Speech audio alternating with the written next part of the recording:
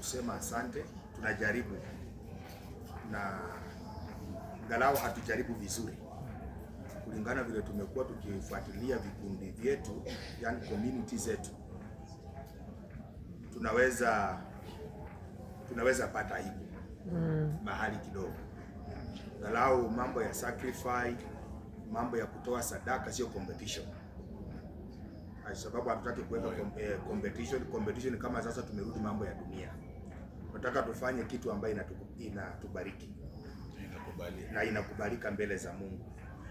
Tumeona pale mchungaji akisema hata kuna wengine wanaletanga sacrifice mpaka anazikataa. Sijui kama umesikia kitu kama hiyo. So sisi tunaweza peleka sacrifice yetu hiyo ikachukuliwa na Prayer Mountain, si ndio? Lakini kumbe Mungu akaikataa. Kwa sababu wengi wetu tumefanya kwa kunung'unika. So ombi langu ilikuwa ni kwamba kulingana vile tumefanya uchunguzi, tulikuwa tunafanya analysis kuangalia zile communities ziko katika Prayer Mountain yetu hii. Watu wamefanya kazi yenye hatutaki kuzungumza, lakini tunaweza ona siku hiyo watu wamefanya kazi kubwa. Sasa nilikuwa naomba hivi kila community ambayo inaenda kuwa na kiongozi wao, ninaomba ya kwamba tuzungumuze ya kwamba hatutaki aibu. Sawa, hatutaki aibu. Na wale ambao tunakaa kwa community hapo, usifike hapo tunaanza kuongea na wewe unatoka.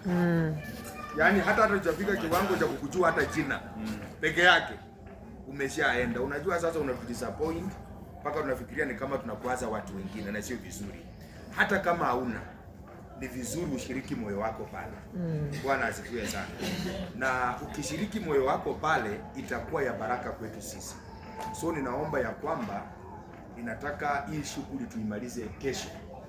Asubuhi by saa 4 saa 5 tukiingia kwa maombi hapa, sisi tuwe tayari tumemalizana na hiyo shughuli. Bwana asifiwe sana. Isifike wakati tena bado tunafuatana kwa sababu mambo ya sacrifice imefika siku ya Friday, itakuwa ni mbaya.